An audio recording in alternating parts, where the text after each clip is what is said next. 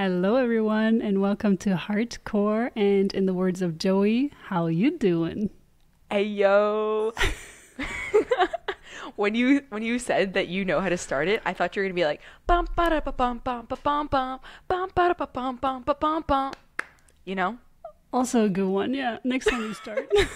Okay, so we're going to be talking about Friends, the cast of Friends. We're going to be looking at their human design charts, at the actors' human design charts, not the Friends characters' human design charts. Let's be clear about that. Great clarification on that. Yeah, I mean, I saw someone, I think there's someone that did an episode on human design and the Friends characters' human design charts. Yeah, so I didn't watch it, but I thought that was interesting. Listen to that if you want that. But if you want what we're about to talk about, listen to what we're about to talk about. There you go. We divided this episode into two parts. So Celestina is going to take over the females, and I'm going to be talking about the men of the cast. I am. Okay. So let's start with Jennifer Aniston, because I love her. And because I feel like if you guys have seen the Friends reunion episode, let me start by saying I am a Friends super fan. I was just telling Miko I've seen every season probably like 10 times. And I feel like, no, that is not my life wasted. That is my life gained, right? Because TV time, maybe not the best use of my time, but as a 2-line, that is how I come into my chill.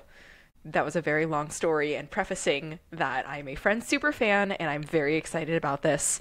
And if you guys watched the Friends reunion, you would have seen that Jennifer Aniston was kind of the mouthpiece for the group, which I think is very interesting. And that's what actually sent me down this rabbit hole of looking up at least the girls' designs. And I thought that was very interesting. And then I told Miko this when we first started this podcast. And then this week she surprised me and she was all like, yo, should we do the Friends cast? And I was like, oh my God, yes. Yes, we should do the Friends cast. That's how this happened. And we are starting with Jennifer Aniston, a 5-1 Splenic Manifestor, which is so interesting to me because if you guys listened to our profiles episode, 5 lines baffle me oh so much. And we are going to have a lot of 5-line discussion today. So interesting that is the case. Nonetheless, Jennifer Aniston is a 5-1 Splenic Manifestor with the left angle cross of Revolution 1. I'm going to go a little bit more into that, but I'm going to give you the high level of all 3 of these ladies real quick. Miko, keep up with me on the changing the screens. Courtney Cox. She is a 3-5 Emotional Manifestor. What? Yes, 2 Manifestors on the same show? Exactly my perplexion, guys. I don't even know if that's a word, but wild. So she has the right angle cross of Eden 2. I'm going to get a little bit deeper into all of this later, but I just want to give you guys the high level right now. And last but not least, Lisa Kudrwo, playing Phoebe, a 5-2 self-projected projector. All of the 5 lines. I told you guys, it is wild up in here. She has the left angle cross of the Alpha 1. There's a lot more to go over, but I feel like this very brief overview will give you guys an understanding of the ladies of this show. So let's go back to J.A., Jennifer Aniston, Jen, Boo Boo, Kitten Jen. Can we call you that, Jen? I feel like you're probably not listening, but it's fine. Okay, so interesting to me, right? Like 5 lines in general, I think are so interesting to me. And actually to better understand the 5-line, I really look at Jen Aniston because I feel like she embodies what I believe a 5-line to be. And Miko, I'd love your take on this as well. But like when I was trying to understand the 5-line more, probably about a year and a half ago, I looked up Jennifer Aniston's when I figured out she was a 5-1 to kind of understand a little bit better about like how an aligned 5-1, because I assume she is, presents themselves. And I think I can kind of gain a bit of insight into this in the sense of like the 5-line is like you can't really look in, but they have their shit together to some extent, and they're also this also comes into play with her left angle cross of Revolution, right? But like to make intense impact. And I think it's this combination of it all, right? Like being a manifestor, being a 5-line, and also just having this left angle cross of revolution, really contributing to society when you have the platform to be able to do so, and making a really significant impact. But I think that this helped me better understand what a 5-line could be and a line 5-line. What are your thoughts on this? So she also has the main theme of empowerment. So she's a very individual manifestor. So that also plays a big role into all of that. I don't know if she is aligned or not. I would need to know a lot more about her. That's fair. But it's definitely a projected field, like the second line. So yes, it's correct that people are looking at them and they're kind of seeing their own reflection or their own ideal reflection. So they put this image onto her and they think, okay, I want her to be the greatest actress, the greatest lover, the greatest friend, the greatest businesswoman, and all of these images that she is pulling towards her. It doesn't mean that she is all of these things, but this is what people are reflecting upon her, whatever they want to see in her. And that can be, of course, extremely challenging for a 5th line. And they often want to help others a lot, but they need to know who to help. They need to know which of these, whenever someone is asking for help, which one are they here to really fulfill and support others with and empower others, and which ones they need to learn to say no to. So, because if they then just accept the invitation or accept helping that other person, that becomes extremely challenging if their heart or splenic center in this case is not fully in it. And I think it's so interesting when you think about it on like an actor or actress scale, because they're impacting people who they're not really meeting, right? Like on a day-to-day basis. Like think about it, guys. Like Jennifer Aniston's character on Friends had the Rachel haircut, and frickin' everyone and their mom got the Rachel haircut in the mid-90s, and I'm pretty sure it's coming back now. So like it's very interesting to see the impact that Jen had. Can I call you Jen? Jennifer? I feel like I need to call you Jennifer. Anyway, Jennifer had on the people that she impacted. Yeah, the people that she impacted directly and also indirectly via her character. So I think that that's also really something that we need to take into account here, right? Because we're talking about the people themselves, but the people themselves also developed this friendship outside of the show. And I think that that elevated the relationships that they were able to have within the show. So it's kind of, we're talking about both of them here, but obviously mostly the humans behind the characters. And I think that that's also just something that we need to keep in mind as well. I split their charts apart. I don't know if you went deep like this into the dudes, Miko, but this is like one of my favorite things to do, because when you split my chart apart, I become a reflector on both sides. So I split all of the ladies' charts apart. And when you split Jennifer Aniston's chart into just the personality section, she becomes a reflector, which I think is dope. And when you split her chart into just the design side, she becomes a splenic projector. Knowing how that feels on my end, I find it really interesting when I can find someone else who becomes different things when their charts are separated, because I can tell you it feels different on different days, and it's the weirdest thing. Those are kind of some of the highlights that I found from her chart in particular, and I'm going to get more into everyone's chart as we go, but I want to kind of keep this separated for you guys as well, because we're going to touch on all three of these for these three ladies as well. What I found interesting is that all three of them are single definitions, and I'll repeat that again when I go through each of these. So my understanding, also being a single definition being, is you kind of know decision making wise, like where the decision is coming from to some extent. Split definition beings and triple split definition beings can have a bit hard of a time just like understanding what part of their bodies to listen to. But I think it's really interesting that all three of these ladies happen to be single definition beings. I'm going to save the channel that I want to talk about for last, because it is freaking cool. One more last note about Jennifer Aniston before I move on to Courtney is, as a manifestor, I thought it was very interesting. She only has one defined gate in her throat, and it is gate 8. And the verbiage behind that is I contribute. And I think that that is absolutely beautiful because Friends won multiple, I don't know if it was, is it Emmys? I'm assuming it's Emmys. Grammy? Because it's like, no, Grammys are for singers. Emmys are for like TV shows, I'm pretty sure. Guys, I don't really watch all this stuff. But they won multiple awards in the 90s for like an ensemble, which I think is beautiful, right? So her verbiage around her throat center is I contribute, and I think that that's absolutely beautiful, being in an ensemble. All right, any additional thoughts on Jen before we move to Courtney? Sorry, Jennifer, sorry, we're not really there yet. Any other thoughts, Miko? Okay, well, not to lose the basics here as well. She's someone that has emotional solar plexus, undefined sacral, undefined root, undefined ajna, and open head. And all of the other centers are defined: spleen, self or G center, heart or will center, and throat center. Just for everyone to get a clear image that is simply listening. What I also find interesting is that this is my channel, so of course I find it interesting. She has the 2551, which is this channel of shock. And I would say she's had quite a few shocking things happen in her life. For example, as well, the relationship with Brad Pitt. That was something that was... She had this stigma attached to her for a very long time, even way after separation.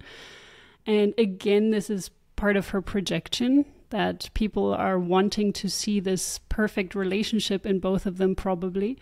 And when it then came apart, it was probably quite sad for a lot of fans, I'm assuming. She has the 5710, so this is extremely connected to being intuitive about what is correct for you as well. So she does have direction and she understands who she is in this life. However, it's more unconscious. So this is something that developed throughout time. And the throat, as you said, is unconsciously defined. So she may not even have been very aware that she had all this manifestor power inside of her, because everything in her consciousness is reflected as being a reflector. Yeah, maybe she wasn't even aware that she had all of this power, and even the will center or willpower energy. So she might have been the driving force when it came to, come on guys, let's do this. Let's finish this last little bit, with her willpower center defined. And it's so interesting because I think she went to LaGuardia High School in New York, which is like a singing, dancing, acting, musical instrument type school.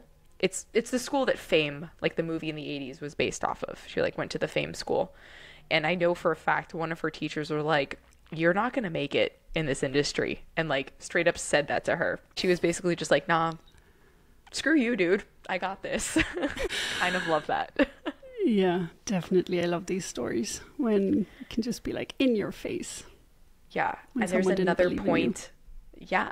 And there's another point that I want to make after we talk about Courtney, because it's very interesting and I kind of am stoked about it. So on to Courtney Cox. Literally the impetus of this episode was the fact that I Googled both of these ladies' human designs back to back. And I was like, bro, 2 manifestors on one show? How did this work? And how did it work for 10 years? And how was their chemistry so friggin' fantastic? So Courtney Cox is a 3/5 emotional manifestor with the right angle cross of Eden 2. Basically, her life's purpose is to explore the world and bring others along for the ride and kind of bring the expression into form, right? Whether that be art or acting. And I think that that's really friggin' cool. So she was born in Birmingham, Alabama, and got into acting, I think as a teen, and then moved to LA. And she was in her late 20s when she got the role of Friends, if not early 30s. She was one of the older people on the cast. And I'm so happy that she was. And this is my little fun fact. So Courtney Cox actually auditioned for the role of Rachel and vice versa. And Jennifer Aniston auditioned for the role of Monica. And then after auditioning, they were like, I feel like I'm actually more well suited for the opposite role. And I think that's so dope of them as manifestors to have acknowledged that and recognized that and really like leaned into the roles that were more suited for them. And I feel like, as a fellow manifestor, I love that they were able to inform the people who were hiring them that, no, I don't think this is the right choice. I think this is the right choice. And they listened. How freaking cool is that? Just a random little fun fact there. But also, getting into the personality and design split of this, another really cool insight. So when you split Courtney's personality, she is a self-projected projector. Dope. And if you split her design, she is also a reflector. And I think that that's so interesting because that often, I mean, I've seen it on my chart, but I feel like that's not the norm to split into two completely different types. So my 2 cents there. Again, she is a single definition and she has a completely open spleen, which I think is also very interesting. Like acting alongside someone who is a splenic manifestor and doesn't have her emotional solar plexus defined. So I feel like they probably complemented each other very well in that sense. Thoughts? I think that they did complement each other. I do see quite a lot of compromises within the cast though. So I feel like they were, while they didn't know about human design, they were still they must have been very receptive to compromising with the other person because they worked together for 10 years, as you said, and there cannot be such a strong bond between all of them if there wasn't the will to compromise, because we saw that Jennifer Aniston had the 5710, the full channel, so that creates a compromise within that Jennifer Aniston needs to take the lead in themes that concern the 5710, so it's more about these intuitive insights, but it's a quite individual channel, so it is for her. It doesn't work, the intuition doesn't work for others, but so this still needs to be taken into consideration, as well as the gate of or channel of shock, the 5125. There is also a compromise within that. So there could have been quite a bit of friction in that element. It's unconsciously defined in, I nearly said Monica, but in Courtney Cox's Mercury. So she would have been verbal about these elements as well. And with Jennifer Aniston, it's the 25th gate is consciously defined through her north node. So this is something that comes into play usually approximately after your Uranus opposition, which is at around 40 years of age. So during the filming of the show, the 25th gate was actually not such a big theme for Jennifer. So they may have actually functioned more as an electromagnetic connection, which I also find interesting that this is most definitely not a traditional human design view of things, I'm aware, but this is how I would interpret this, that this is not something that was so present in Jennifer Aniston. So that's why it was probably functioning more as an electromagnetic channel. So freaking cool, man. And I mean, we do grow and develop, right? Like as time goes on. And think about it. This was a show about people in their 20s. Granted, majority of their cast was like mid 20s to late 20s when it started and probably went through late 20s to early 40s. So you really got to see these people develop, not just like character development, but like as humans develop, which is really cool. Like, and I'm sure behind the scenes, their relationships ebbed and flowed as well. So freaking cool, man. Yeah, and another thing, what I see here in Courtney Cox's design is the fact that she has the 12th gate defined in her conscious sun.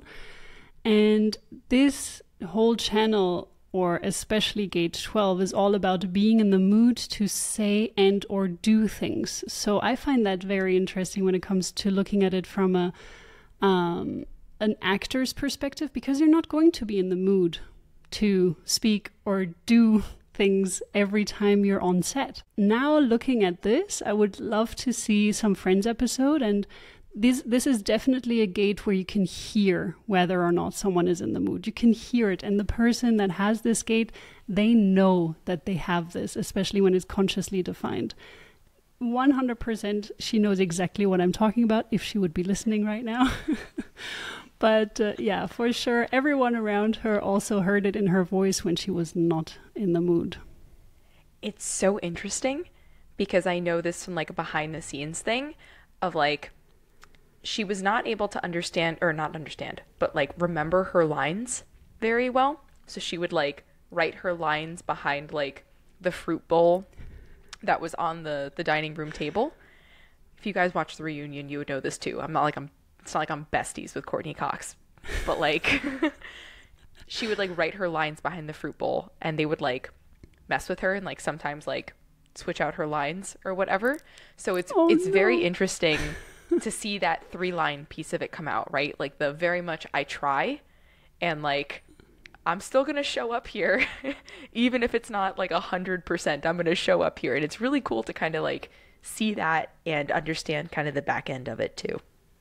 Absolutely. And also, we are not entirely sure about the time of birth with Courtney Cox. So it says 1730, but it is not entirely confirmed. So once you change the time, there are some times where the channel 3536 is splitting apart. And there was another one that I did for the AM, which also slightly changed. But just this is something to take into consideration, that a few things may change around in her chart because we don't have the exact time of birth. We're assuming it's 1730 though. Courtney, if you want to give us a buzz or hit us up on Instagram and let us know what your actual birth time was, we'd really appreciate it. Thank you so much. Miko will give you a full free reading, right? Boo. Sure. Absolutely. Yes. She doesn't need to be invited, but yeah. So what I think is really interesting, I put gate 25 exclamation mark, and I put that gate 25 exclamation mark because of Lisa Kudrwo's chart, and we'll get to that in just a second. But just reiterating, all 3 of these ladies have a 1-8 channel, and I think it's so dope because they all have the channel of inspiration. And we'll talk about the Penta of the full group in just a bit, but I think it's just so cool that they were literally an inspiration to a generation.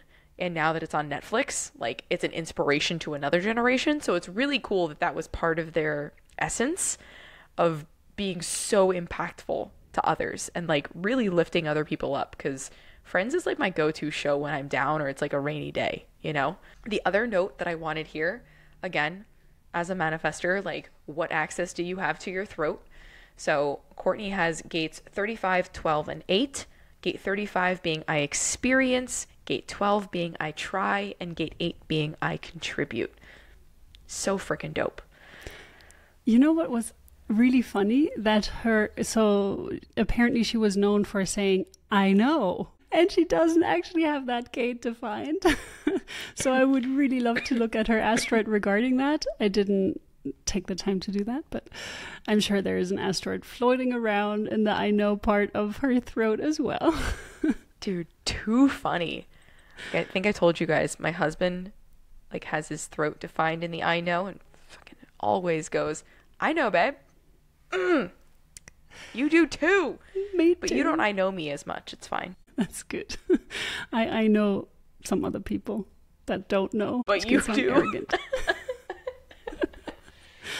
Yeah, because it's like an I know or I don't know. Those are the 2 voices. Either I know or I don't know.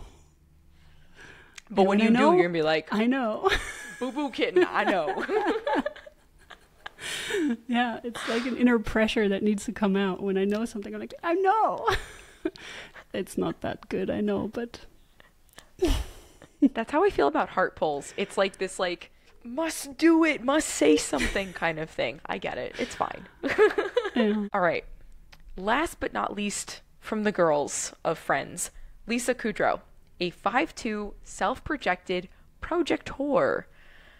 Her left angle cross, her incarnation cross is the left angle cross of Alpha 1, which I think is really interesting because that's literally like alpha energy, like bringing what the pack needs to survive, and also really considering safety in all of this. So I feel like she was probably very motherly in like the group. I would love to know her dynamic with the guys, because I'm very interested to see the profile and hear the profile of the guys and understand their dynamic a little bit. If you guys have seen the reunion, I feel like the guys were very lovey towards Lisa Kudrow. They had I wish I remembered what it was, but they like had a really cute nickname for her, and it was like what all the guys called her. So I'd love to know like how she led the pack, like off camera, right? With two manifestors by her side nonetheless. So just a very interesting dynamic. What stood out to me is that she's a quad left, and I'd love to hear from our resident quad left here a little bit about that.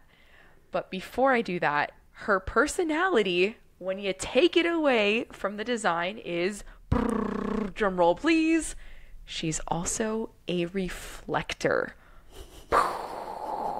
Craziness, guys. Her design, when you take it apart from the personality piece, she's still a self-projected projector. But that also means that each of these ladies, in their relative / respective design and or personality, become either a projector or a reflector when their charts are separated. And I think that that's so interesting, because it definitely affects you as a human, to feel both ends of that on days when you're feeling, I don't know, just more into the design side or more into the personality side. And just kind of just depends, like if you're feeling more into your body, right? Like you feel more of the design. And it's so cool to be able to see that these ladies kind of had that essence in both sides for them.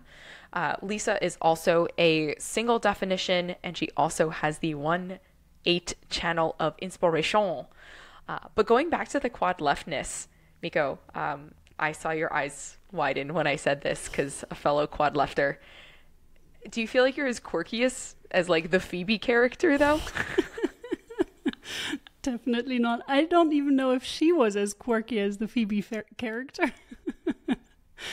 No, but I mean, the quad left is connected to the variables, and that is the old generation, quote unquote, because we're moving to quad rightness, and quad left is still a very old version of our thinking and being. So our whole school system and our way of teaching things and the way to do the work, and the people that we also tend to look up to are very quad left, because these are individuals, and she has the head and ajna defined, so she can really remember. She probably didn't have an issue remembering her lines. However, it is unconsciously defined.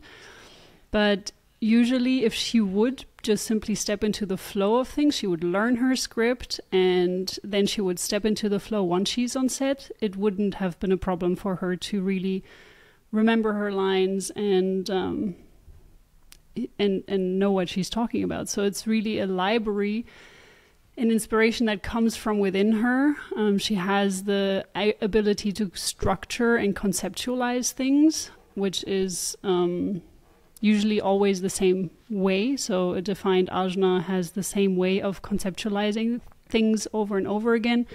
She has the logical channel defined, so she's very focused on details. And again, we're seeing empowerment and sharing. So all of the casts are really focused on empowering and sharing. Even the guys, it's all about empowering and sharing. So the tribal aspect is not really present in any of them. And still, they managed to create this group. And we're going to be coming to the Penta aspects later on. But this is going to be a big reason of why they were such a strong force, such a strong group together, because they don't have any tribal energies. Of course, they have a few gates here and there. You can also see it right now here in Lisa Kudrwo, for example, the 59, and I do know that some of the others have the gate 6, or also a few, maybe 27, and I don't know if anyone had the 50, but that is a very tribal energy as well, very family-oriented energy. So together they formed a full definition. I don't know if it was a single definition, but all the centers are defined. So there was basically no space for anyone else to butt in. So they did feel very comfortable with one another. Dude, that casting director must have just had like a knack for bringing people together. Now we need to look into the casting director's human design. God damn it. Yeah, and I thought that was also interesting because the only thing that this group is lacking, quote unquote, I mean, they didn't really lack anything, but if you look at it from a penta, and for everyone that doesn't know what a penta is, it's basically just focusing on the channels between the throat, the G center, and the sacral. So it's the 6 channels that are connecting those 3 centers together. And the only one that they don't have is gate 13. So that's the only thing that they're missing in their penta, and that is about, it's not even, I mean, it's really not relevant for them because they had other people supporting them in this aspect. It was all about accounting, taking care of the financial aspects, like really focusing on, okay, how is it moving forward with the financial aspects of things, but they didn't have to worry about it. However, there was a moment, I also know a few things about friends. There was a moment where they found out that they're not earning the same amount of money. And they then collectively together said that they all want to earn the same amount of money. And if they don't, the show is over. So then they agreed to, of course, pay them the same amount of money.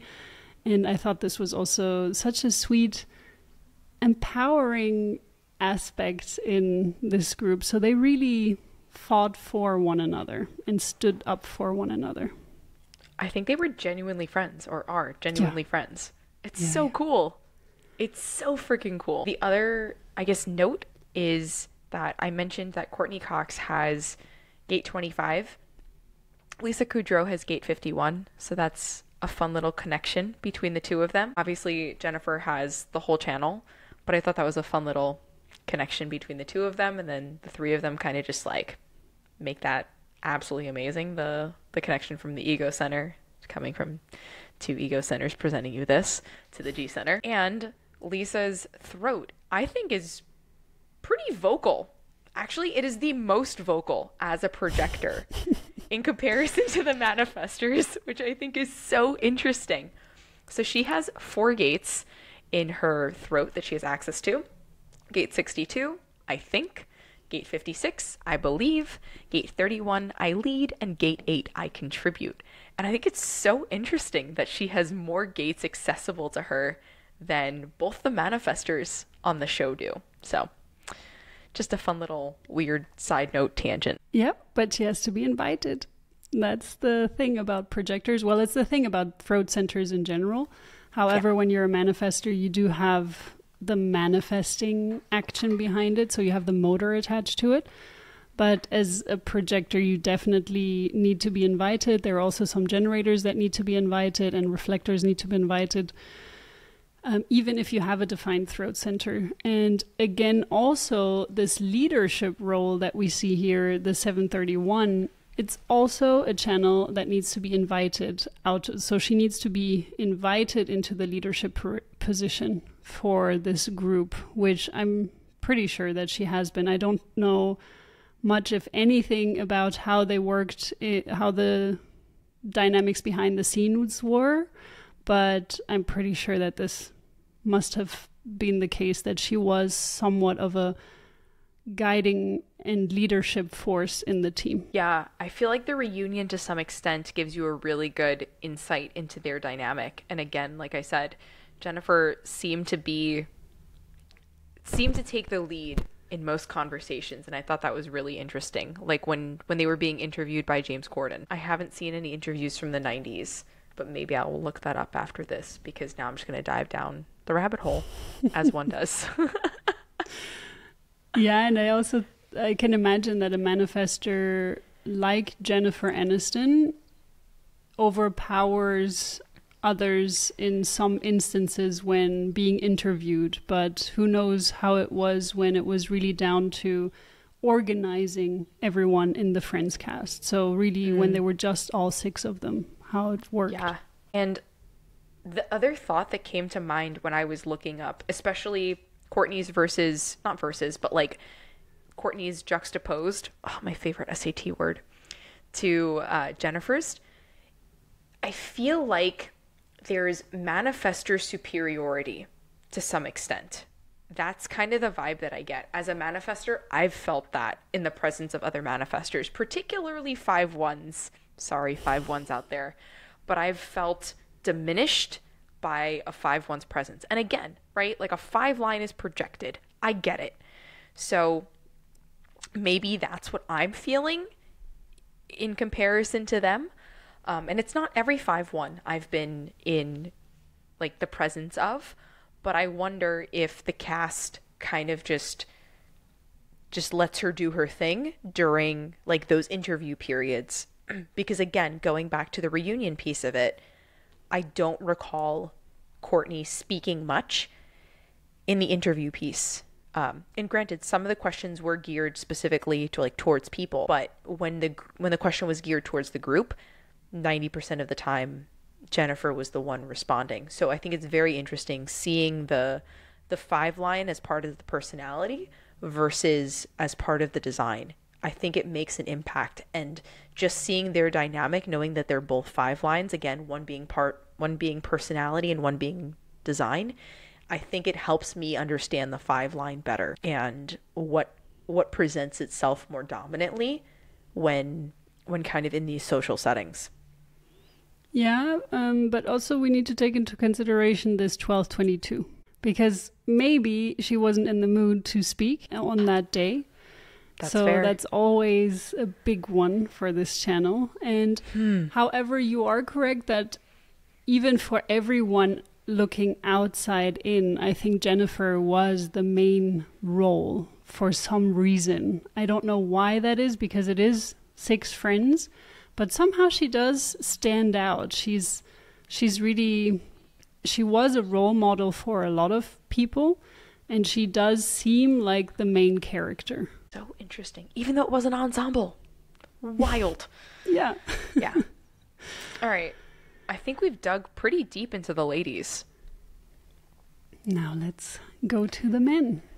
All you, boo. I'm going to continue sipping on my vino. So I would like to start with Mathew Perry. I always find stories like his very sad. Like Heath Ledger is another one like that. Robin Williams is another individual like that, where I really would have loved to help and support them in some way. And he was someone that really supported a lot of people when it came to drug abuse. So he was suffering from this, but he also wanted to help others to get out of this habit and this vicious circle. And I thought that was very interesting, especially when we're going to look at the pentas later on. So we can also again see a single definition here. He again also has the 2551 channel, unconsciously defined, very interesting. So the channel of shock again. This is really a transformative channel if you are stepping into your power. If you're in your shadow aspects, it is a very destructive channel, as anything in your human design can be. So when you're in your shadow, it can be very, very detrimental to yourself and also the people around you. And he has 2 full penta channels already by himself, the 4629 and the 155. So these are going to play a major role in the team aspect. And also, so one of the themes that comes into play here is that supporting people outside of this group of friends was extremely important to him. So that's where the first thing I Googled was charities regarding to Mathew Perry.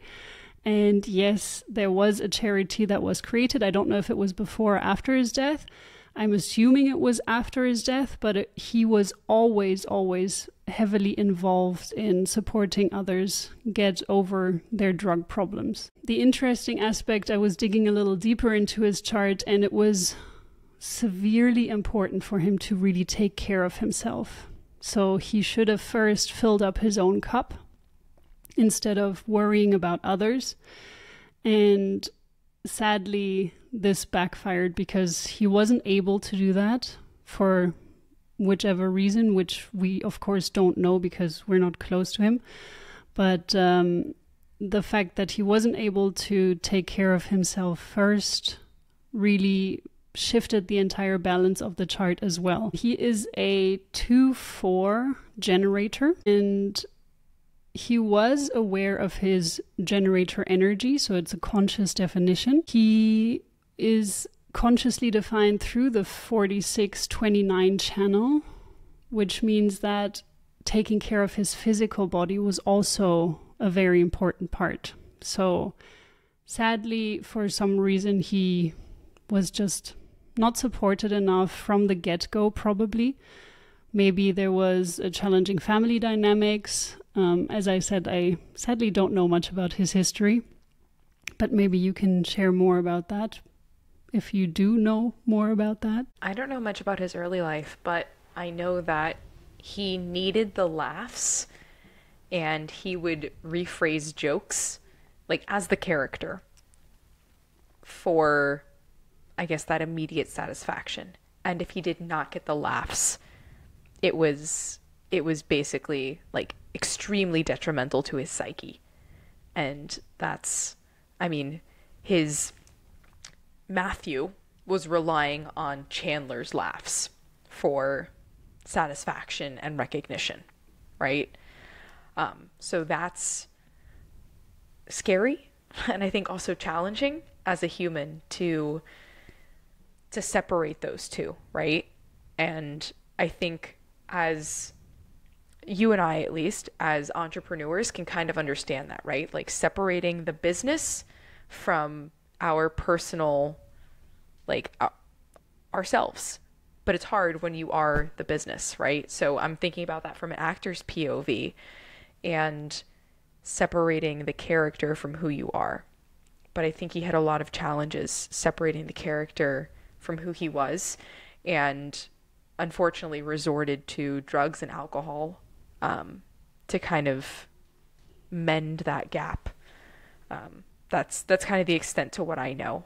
But do you see anything in his chart that would kind of lead more towards, I guess, abuse of those things, if that's recognizable? I think this is a very sensitive topic that we would have to dive deeper into and actually have a conversation with him, because human design can show us both the potential and the shadow aspect of things. But if in the end, only the individual themselves has to be open and honest about it to themselves, not even to the human design reader, but to themselves, to understand where they are currently standing. There is an undefined emotional solar plexus, which means that he was taking in the emotions of others, and he was potentially probably amplifying them. So he was a very, very sensitive person, because his chart is quite open. He's only consciously defined sacral to G center, and everything else, so the sacral, G center, and will center are all unconsciously defined. But he's also taking in the pressure from the root center.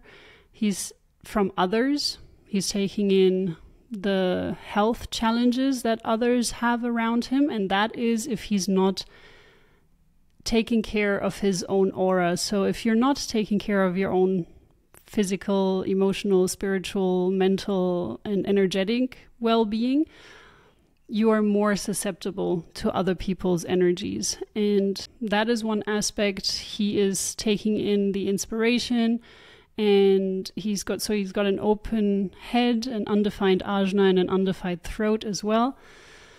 So he's probably also someone that was quite good at doing accents or kind of mimicking others or something like this, and to also be able to speak the voices of others. So he was, when you're communicating with someone with an open throat, they can often take on the voices or the way that someone needs to be spoken to actually be heard. I find that a really amazing potential for open throats, or undefined throats.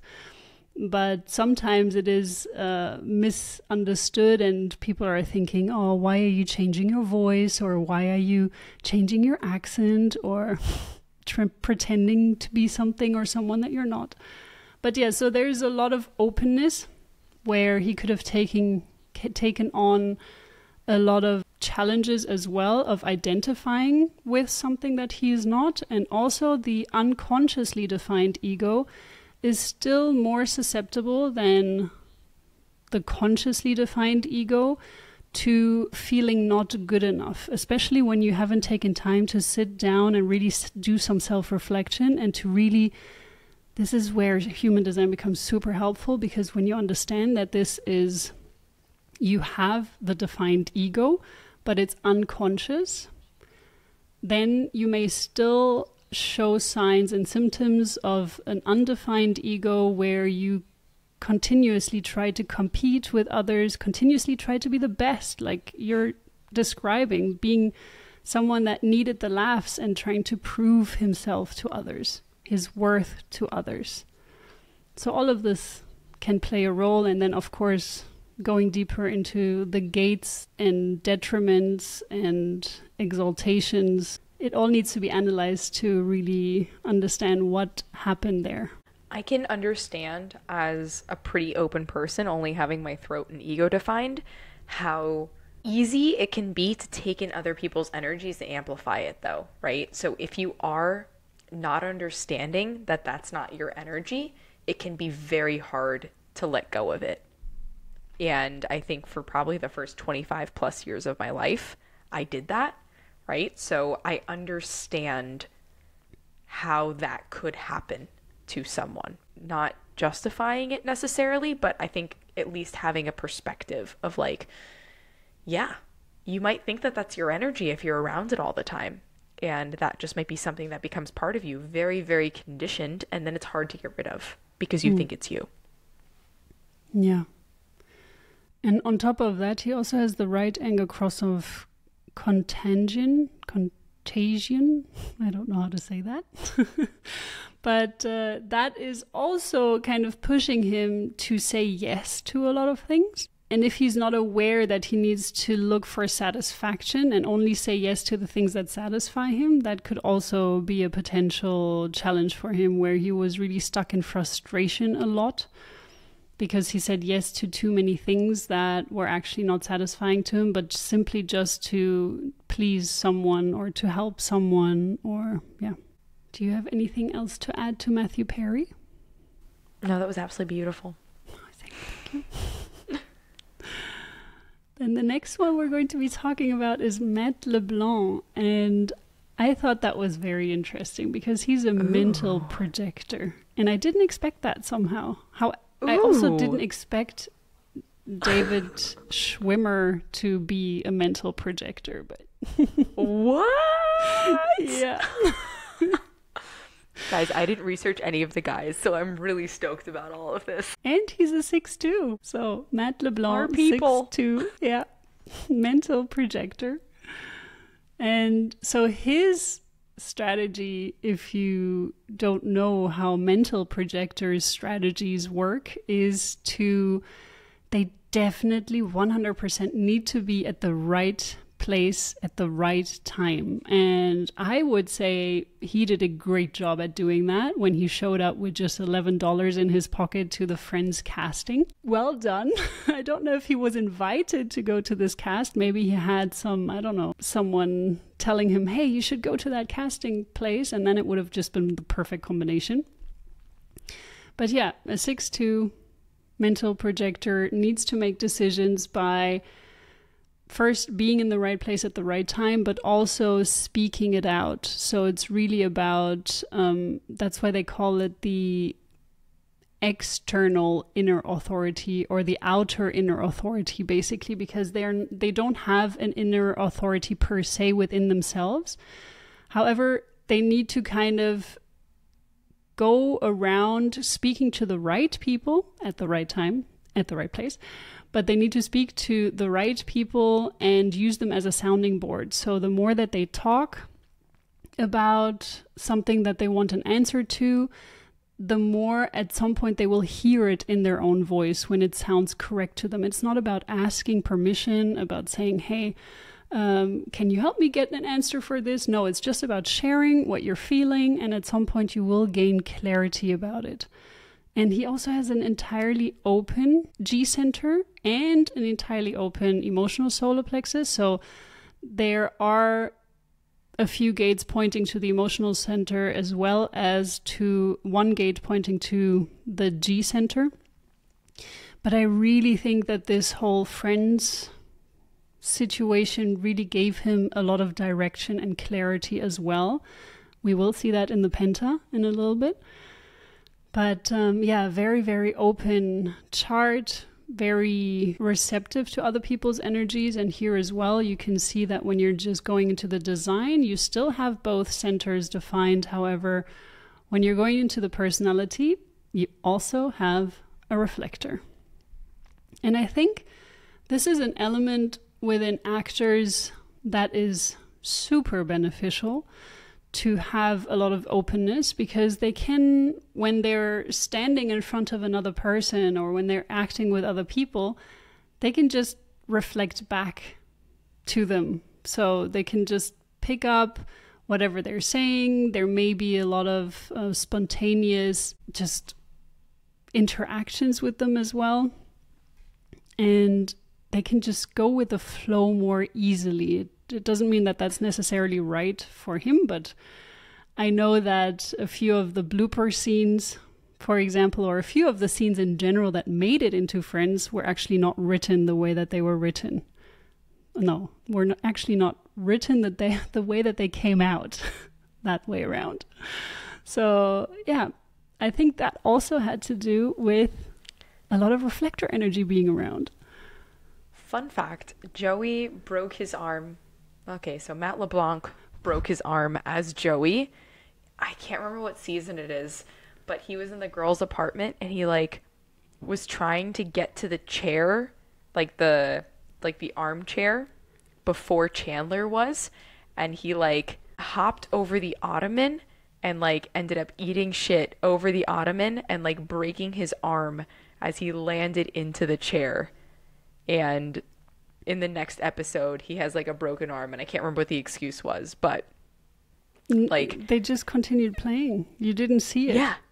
So even in the next episode, when he was wearing all of Chandler's clothes, because this is one, of course, that I watched, and I really needed to get more details about this, because I was like, no way he continued playing. But yeah, he just continued playing, and the arm was just hanging there. I mean, you don't see it when you don't know it, but when you know it, you see it. And I thought that was also, I was going to get to that one when we were talking about the Penta. Sorry, guys. Okay, forget you ever heard that story and add in another one. I'm pretty sure those were 2 different seasons, though, if that's any consolation. He literally breaks his arm in one, and then there's another episode where he wears all of his clothing. No, I think it's that one. I'm going to Google it really quick. You would know better than I, but... Let's go to the resident Friends expert here. Yes, exactly. No, but no matter which one, for sure, he broke his arm, and they kind of blamed the fact that they didn't do the huddle. So before every episode, the Friends cast would come together and do a huddle. And they would do this religiously before every episode. And the reason why I wanted to mention this when we were talking about the Penta, is because this is a part of their Penta, to have rituals and to have specific things that they do. They didn't do it in this one episode where Joey broke his arm. And when they then in the future asked, hey, shall we do the huddle? We barely have time. Joey said, or Matt LeBlanc said, hell yeah, I don't want anything else to fall off. So I was like, okay. Every time you say, what's it called?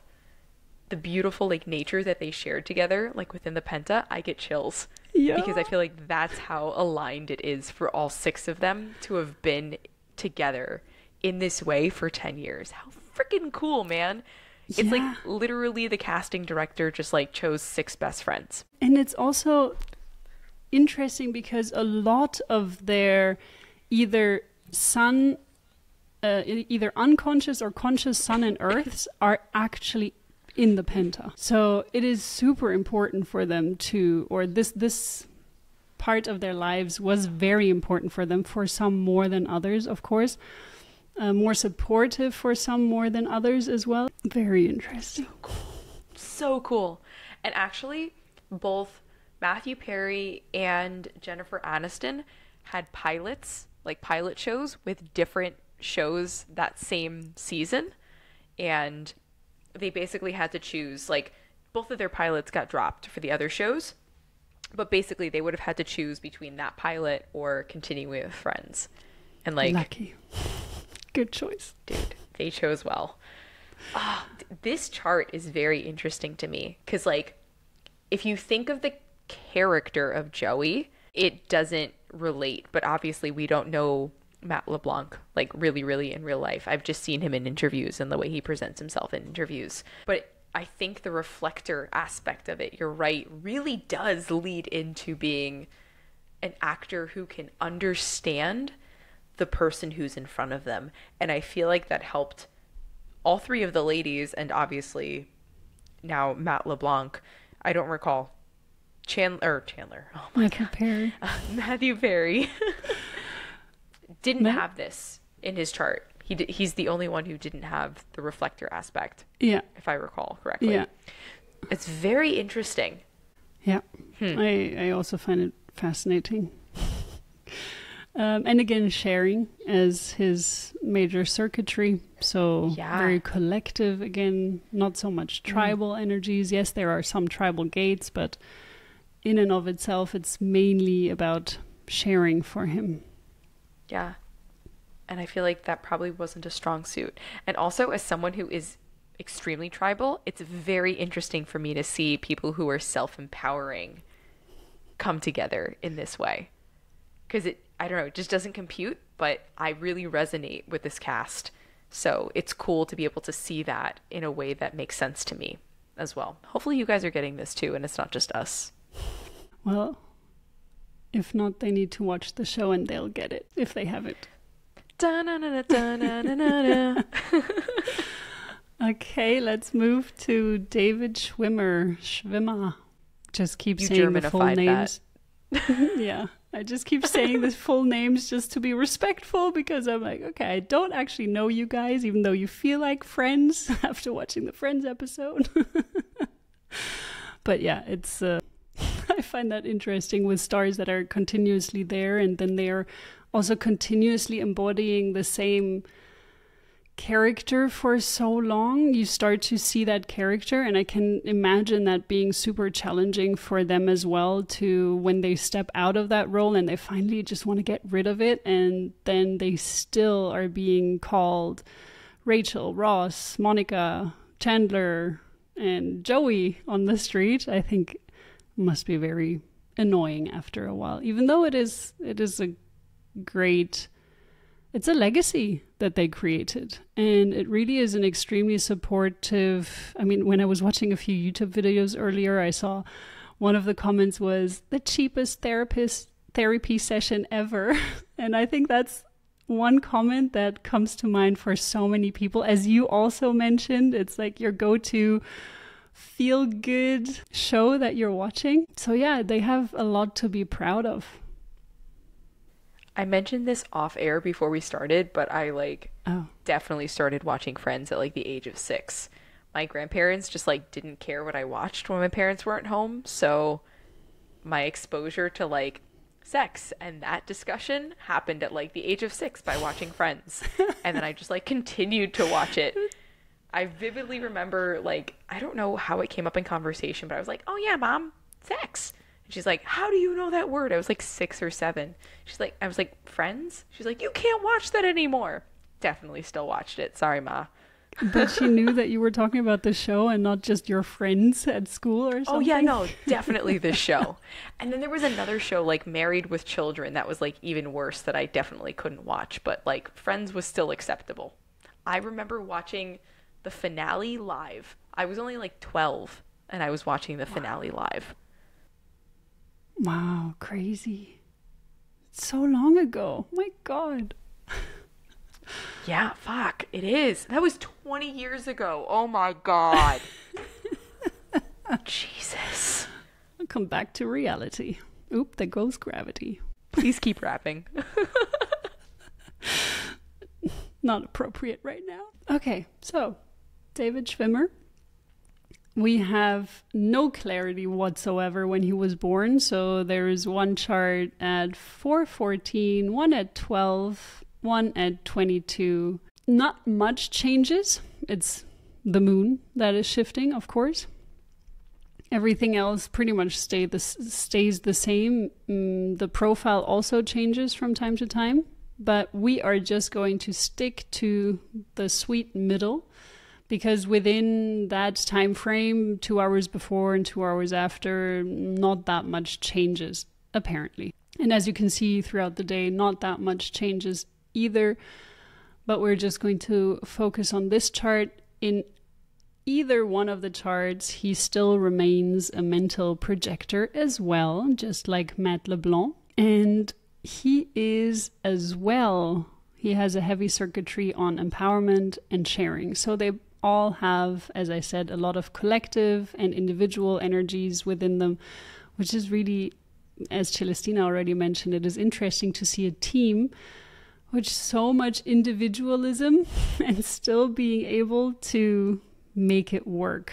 He has the entire lower body graph undefined. So he's, as I said, a mental projector, again, has the same inner authority as Matt LeBlanc, where he needs to have sounding boards to talk to make decisions. To me, Ross makes sense as well as a mental projector. I could see that. Matt LeBlanc as Joey, you're right. That for me is also something that is harder to see. But David Schwimmer as Ross, both could be a mental projector. How do you feel about that? Yeah. Dude, 100%. Super nerdy. Like, I feel like his character, too, always goes to the friends for, like, life advice. You know, marriage number 3, girlfriend, God knows how many. He, like, always goes to them for advice. Whereas Joey's character, at least, presents a lot more confidence. So it's interesting to see someone who may actually need to speak to their friends about it be the human behind the person who's playing that character as well. He also has the right angle cross of the 4 ways. So while he goes around sharing his thoughts on the decisions that he wants to make to then receive an answer back, he's actually also someone that people go to for advice. So this is his role in life. He's someone that can guide others. It's not just because he's a projector, but in general, the cross of the 4 ways has a lot of this energy regarding understanding and knowing which advice to give and seeing the potential in others. There's also a lot of changes in the cross of the 4 ways. So within the cross of the 4 ways, the life segments are also often divided into several different aspects. So it could be 3 different lives, 4 different lives. Just in general, you will lead different lives throughout your one lifetime. He also has an entirely open ego, actually. So he has the 25th gate pointing towards the 51. And that can lead to, as well, a lot of this desire of needing to be seen, needing to be good enough, not feeling good enough as well, wanting to be first, wanting to be the best. There could have been some conflict around this area as well with the girls. So I really would have loved to just sit down with everyone and have a conversation of how they feel about all of these aspects and really digging deeper into it, because what we're doing right now is still a very superficial look on these designs. He has the 4323 channel, the Genius to Freak channel, which I actually really enjoy it, because what comes out of these people can be either genius, or it can lead to others looking at them as if they were freaks. When they're sharing it in the wrong time and they're not waiting for invitation, that can happen. So you can be regarded as a freak or a genius, depending on when you're sharing your things. So the 23rd gate for him is in the north node, and the 43rd gate is in his south node. So it's more of an environmental impact in his chart. So that means he needs to be in an environment that kind of brings out this genius to freak side of him as well, or that reflects it within his environment. So he can see a lot of people having this split-sided personality as well, and that's an environment that he would thrive in. And the other channel that he has is the 6447 channel, which is a more creative or more abstract channel than the other side, the 63-4 channel. So the 63-4 is more logical, while the other one is more abstract in nature. And he has some gates in the Penta, which we are going to take a look at now. Quick note before we dive super into that. Question for you. So we have 3 projectors, 2 manifestors, and a generator. Very interesting. I feel like there's so much speculation there, right? But like, I wonder if he felt like an outcast. I wonder if Mathew Perry felt like an outcast in this group. And not to say that they didn't welcome him with like loving and open arms, right? But I wonder if he like inherently felt something different. And I don't know. I don't know what it feels like to feel like a generator, right? But I wonder if he just felt different amongst them. Good question. I would love an answer from him. Yeah, it's a good question. Yeah. When I just look at it without even looking at human design, without even just knowing them personally or anything like that, I actually had more of a feeling that David Schwimmer felt more like an outcast. That to me, intuitively, instinctively felt more the case than Mathew Perry feeling like an outcast. And I think it may also, I don't know why I feel like this about David Schwimmer, but Mathew Perry has this warm and enveloping aura, and he does have 2 projectors to guide him theoretically. So I feel like he would still have a lot of care and nurturing from the others if he needed. And I do feel like this is the support that he received. How did you feel when you were, I don't remember what they were saying or talking about in the reunion of Friends that much. I mean, he was not very distant from the others, but he would like show up to set like shit-faced and drunk, right? Like with like alcohol in his breath. And I think the others, not that they felt bad, but like they knew, and what could they say? But I think that they were still very warm and enveloping of him because of the human that he was. R.I.P. Yeah, it's so interesting, because also knowing like that piece of it and like what he went through and having to go to rehab between seasons. I think it was between seasons 5 and 6. It was the episode where Monica proposed to him, and then he subsequently proposed to Monica. But like at the end of one season, he was overweight, and then at the following season, he was very thin, or vice versa, something like that. He was very thin, and then he had gained a bit of weight. Yeah, so that was a very long answer to it. And I don't know. I think he was well supported in that space, but it's just so interesting to see him still like need satisfaction from elsewhere, and the validation from elsewhere.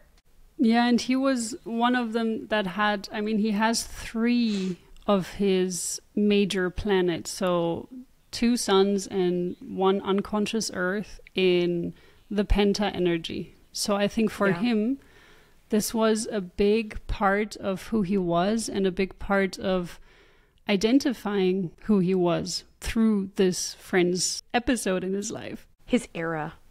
Use a Taylor Swift verbiage, his era. His Friends era.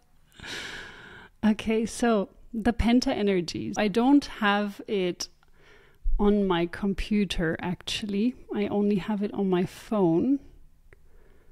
But we're going to go through it a bit verbally. So the first channel that we're looking at when we're looking at the Penta is the 31-7 channel.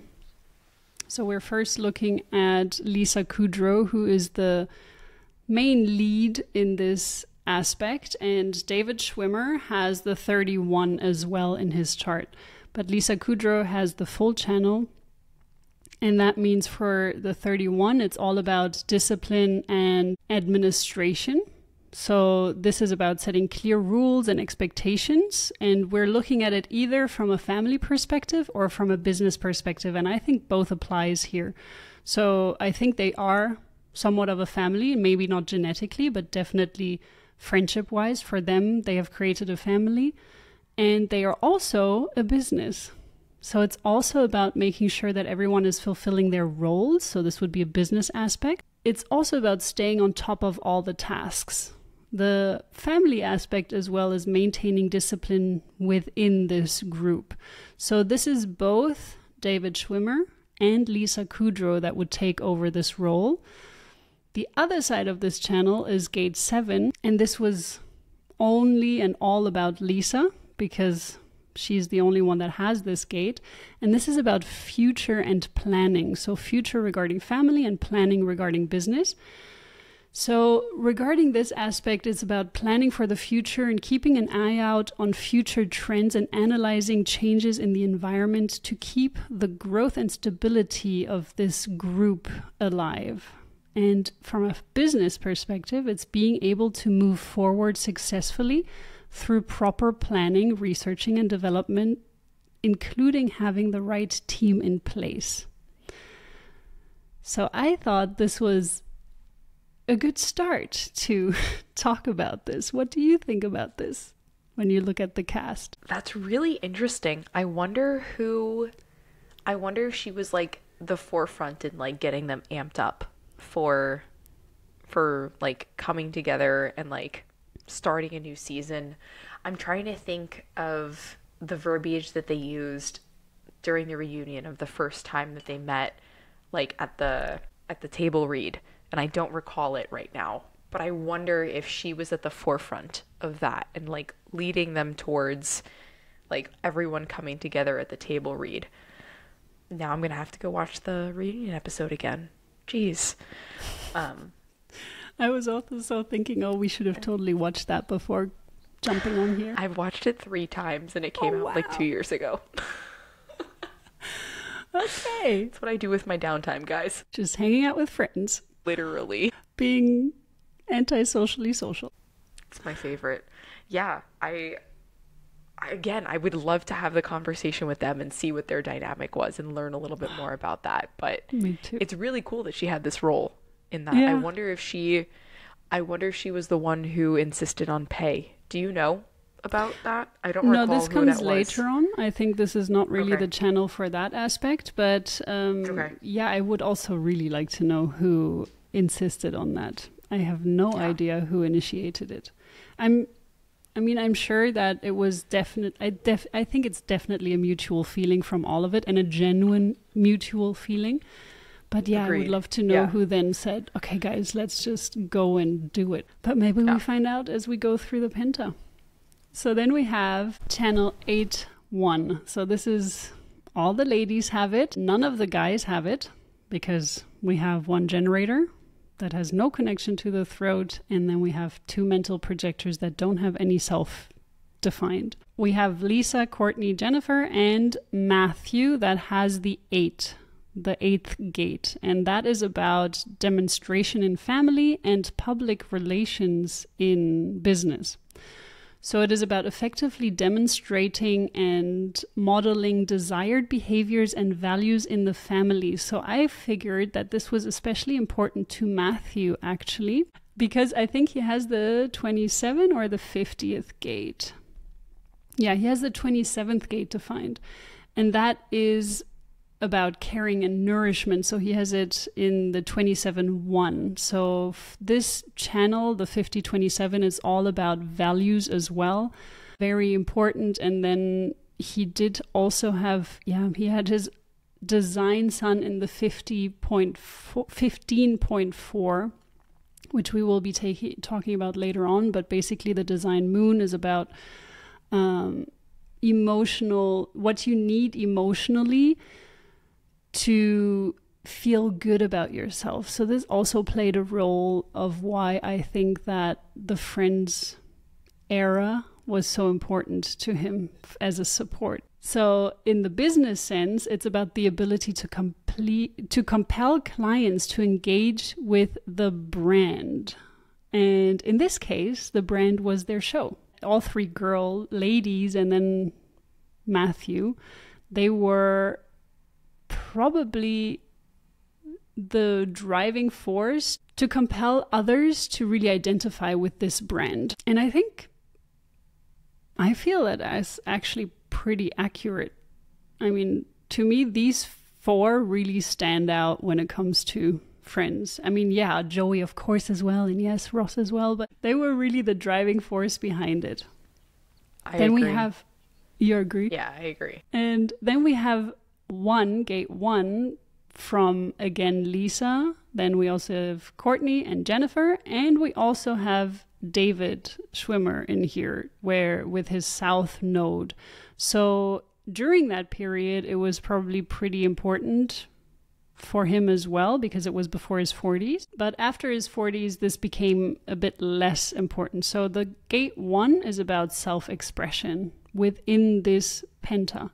So it's about being able to fully present and engage in the current moment, which is also, I mean, when I was watching the bloopers or the amount of fun that they were having on set, I was like, oh God, yeah, they're really enjoying themselves. And that is what it's all about, really enjoying the present moment, being attentive and open to new experiences. In the business aspect, it's also about having the capacity to deliver the goods. So I'm doing quote unquote here for everyone that's not watching. But delivering the goods, I mean, yes, they had to deliver the goods. Even in a comedy show, they had to deliver the jokes and really come across as being a genuine circle of friends. And I think what helped is that they were actually a genuine, like, friendship group, right? Like, I think that's really comes across on the camera, because if they hated each other off set, I feel like that would show. But my understanding is, like, I think it was maybe like 4 or 5 episodes in, one of the producers took them all to Vegas and they were like, guys, here's like $100-$200, spend it in the casinos, because this is the last time you're going to be able to be like not famous people out in public in Vegas. And they did. And literally after that, it blew up. And I don't think it was necessarily because, I mean, yes, their dynamic on set is fantastic, but I think that dynamic on set wholeheartedly comes from the beautiful relationship that they fostered with each other as humans off set. Yeah. And this is also why we're talking about their personal birth charts, because it represents this Penta connection that they're sharing. And a Penta is normally just up to 5 people. We're doing it for 6 people right now. But this dynamic and this energy that they all share with one another, it works. You can see it offset, onset, wherever they are. Very beautiful connection. Then we have gate 3313. So this is from the throat to the G center all the way to the right, if you're looking at the chart. And it is about oversight in family and tradition oversight in business and tradition in family.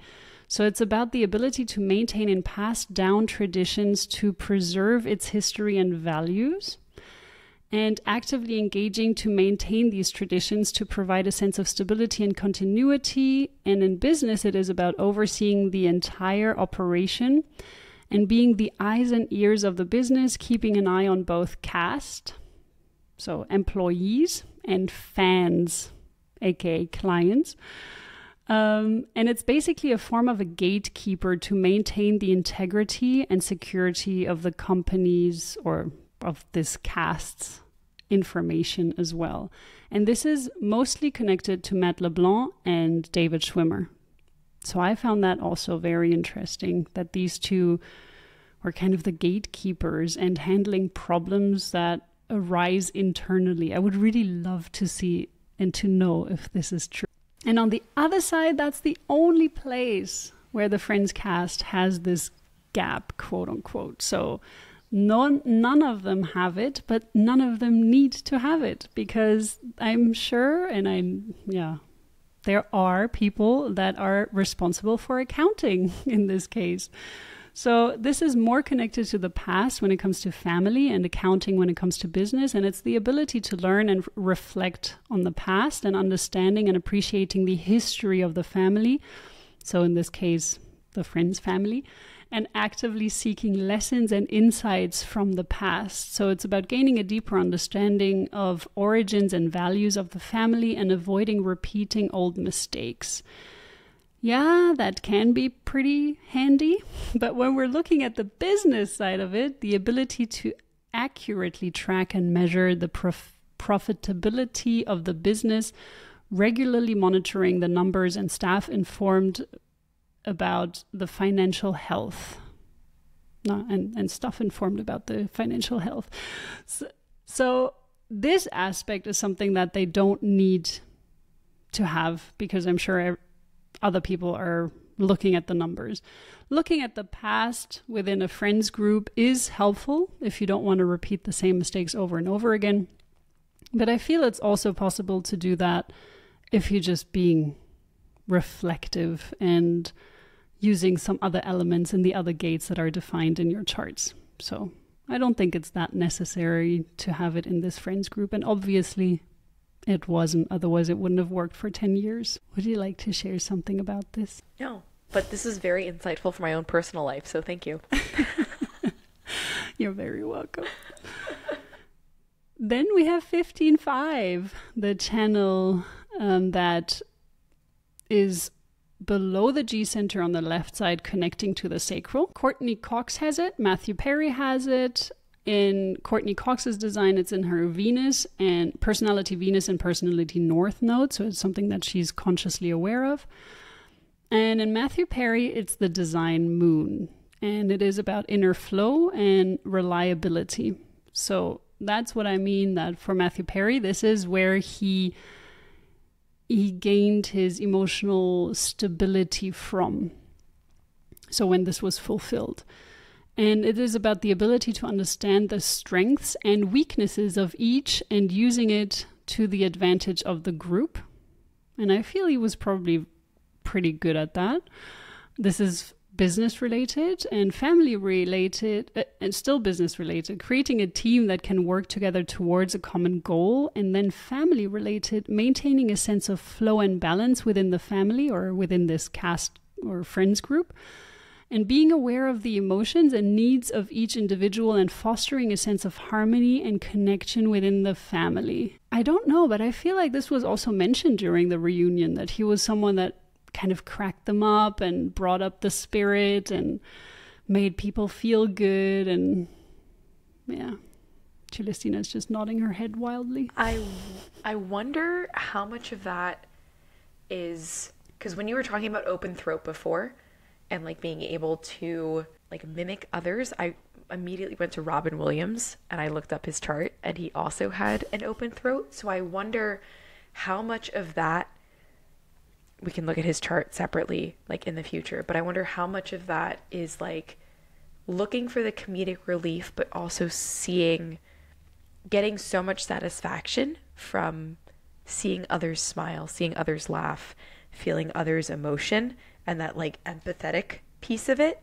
and thriving off of that empathetic piece, you know? The open throat plays a part in, I think, being able to connect with others on that level. So being able to really reach the words and the intonations and everything that they need to hear to really make other people laugh and connect with other people on that front. Regarding wanting or needing this return of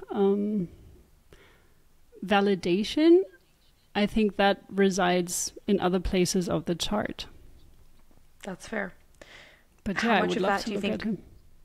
Yeah, how much of that do you think relates to this channel in particular then, if any?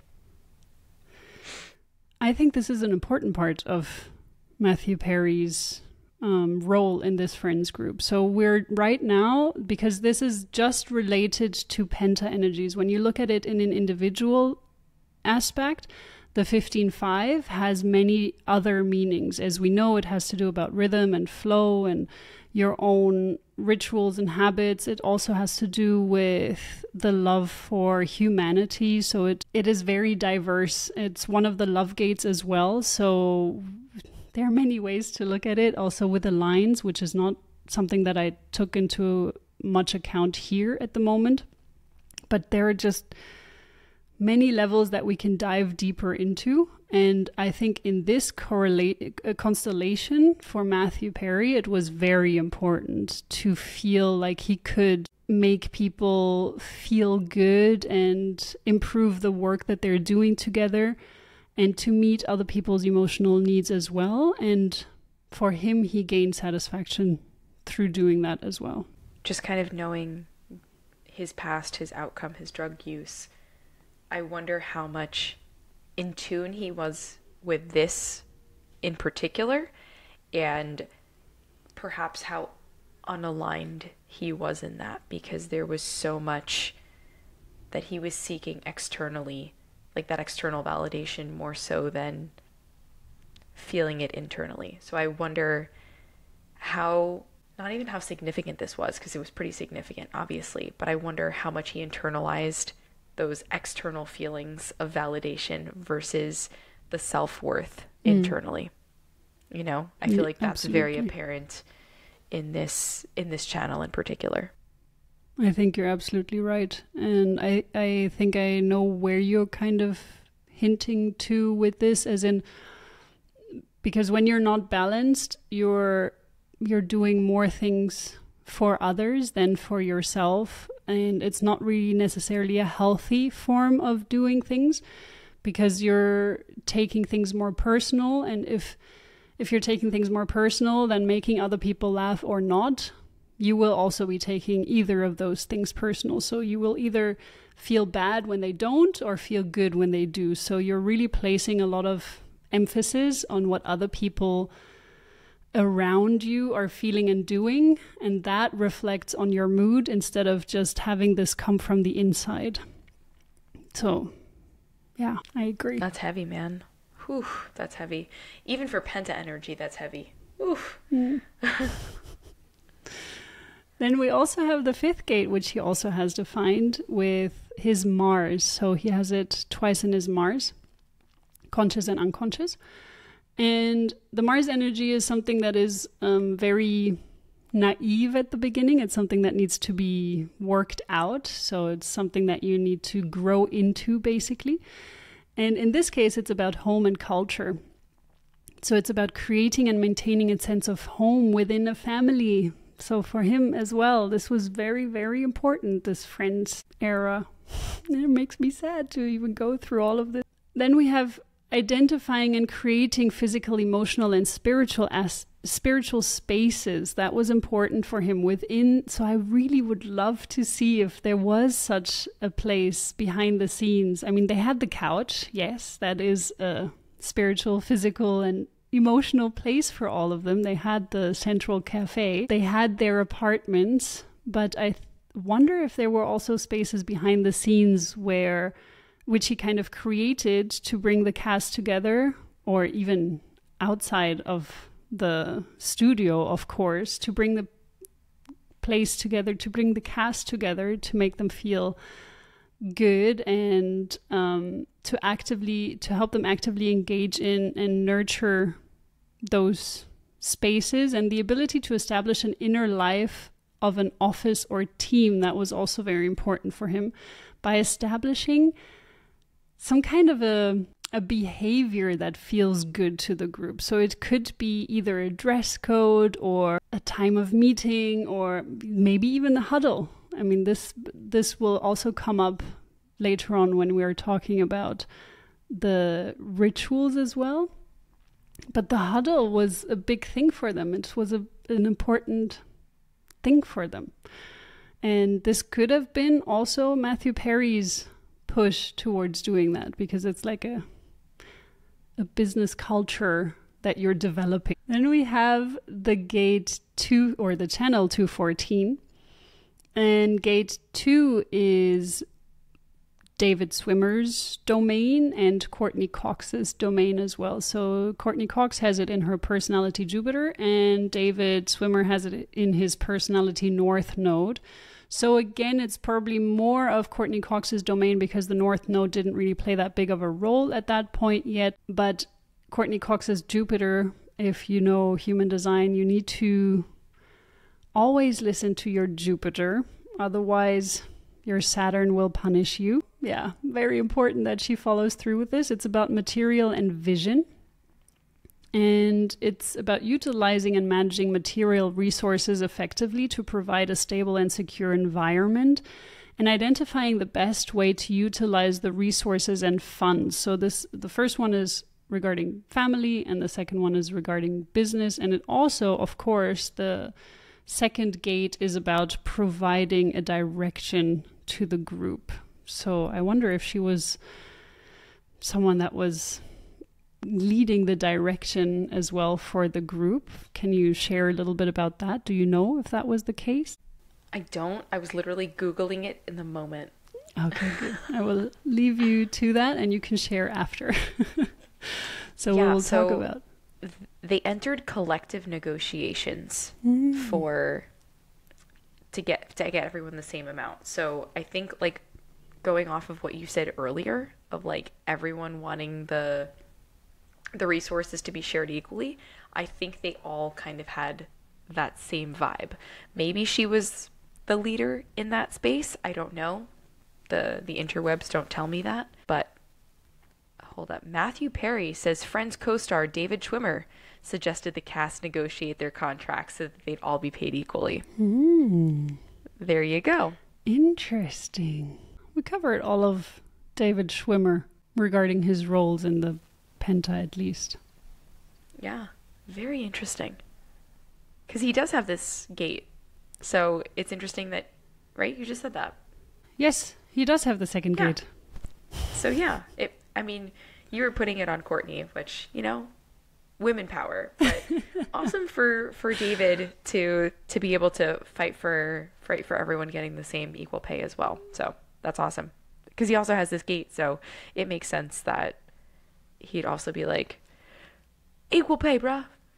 Well, I was actually looking more at the other gates that he has, which is also the self-expression, which was delivering the goods, the capacity to deliver the goods. So for me, I have a feeling that this may be where he was, and he was in his South Node phase at this point. So this is in his South Node. So I have a feeling that maybe he wanted to deliver the goods to the whole group. So that would be gate 1. And apart from that, he also had the administration aspect, so discipline and administration, having clear rules and expectations and making sure that everyone is fulfilling their roles, staying on top of all tasks, maintaining discipline within the family.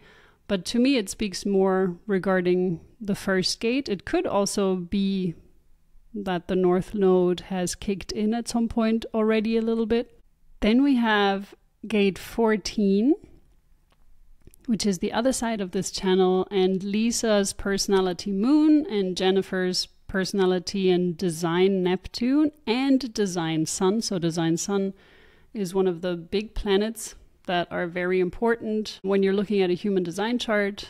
And we also have Mathew Perry's personality and design Neptune and design Earth. So lots of energies here in this one, in the 14th gate, which is about capacity and demands. So manage and balance the demands and responsibilities within a family, being aware of the needs and obligations of each individual and actively seeking ways to support one another, identifying and acquiring the correct resources.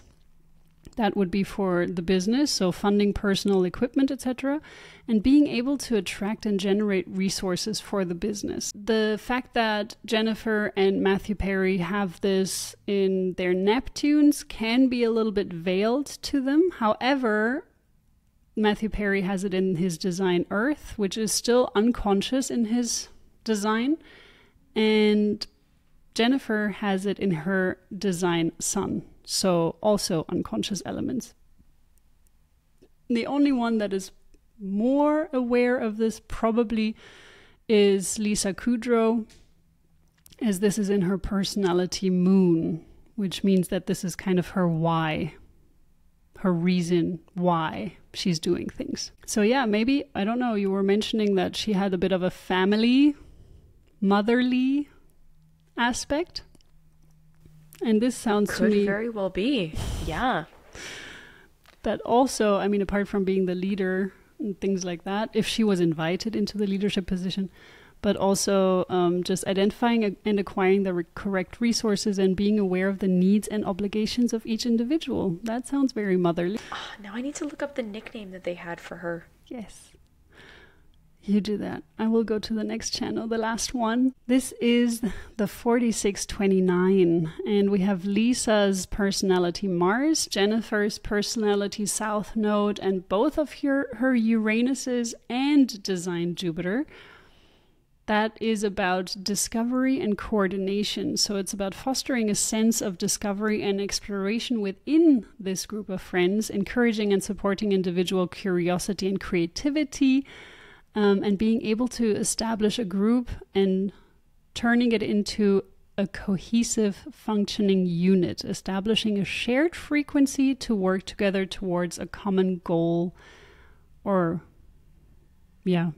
business potentially. So I thought, Lisa and Jennifer, again, very interesting as a duo to really raise the frequency. And also when you look at Phoebe, of course she would be raising frequencies. Did you find out the nickname? They called her Floosh. F-L-O-O-S-H. Okay, I see. But I think the guides called her something else. I have to double check on that, like during the reunion. Okay. Then we have the 29th, the last gate in this Penta, and that is covered by personality Son of Mathew Perry, and that is about world and commitment. And this is what I was referring to earlier on, where it is about connecting with and engaging in a larger world outside of the family, actively seeking ways to engage and contribute to the broader community and global environment, and having a group commit to a goal and achieve it. So this is connected to supporting individuals that are suffering from addictions and helping them as well. So for him, it was important to not just do something within this friends group, but really expanding this power that they have created through this 10-year era, but to bring that to other people as well and to support other people in whichever their goal is. In this case, their goal is to remain sober or become sober. Just wish he would have managed to also have the support for him, or to find the right ways for himself as well. That is it. That was a really insightful and also really fun episode. And now I'm going to go watch an episode of Friends before I go to bed. I wonder how many out there are going to do the same after listening to this episode. If you don't, what are you even doing with your life? I'm jumping on Inside Timer in a second. Or that. Well, that was a lot of fun. I enjoyed this a lot, and I wish we had some feedback from the actual cast to understand and know the dynamics behind the scenes. We'll maybe need to wait a few more years for that, but I'm sure it will come. We're going to invite all of you guys, since most of you are projectors, into it. And if you want to come on, please feel free. Thank you so much for listening, and I hope you enjoyed this episode. If you do want to reach out to us, feel free to do so on our Instagram at Hardcore HD Podcast. And we hope to see you next time. We do hope to see you next time, but also because we haven't asked, guys, if you love this podcast, please rate and review on Apple Podcasts, on Spotify, on whatever platform you listen on. It helps out the show a bunch, and we would just love to know what you think. So, thanks. Thank you. Ciao.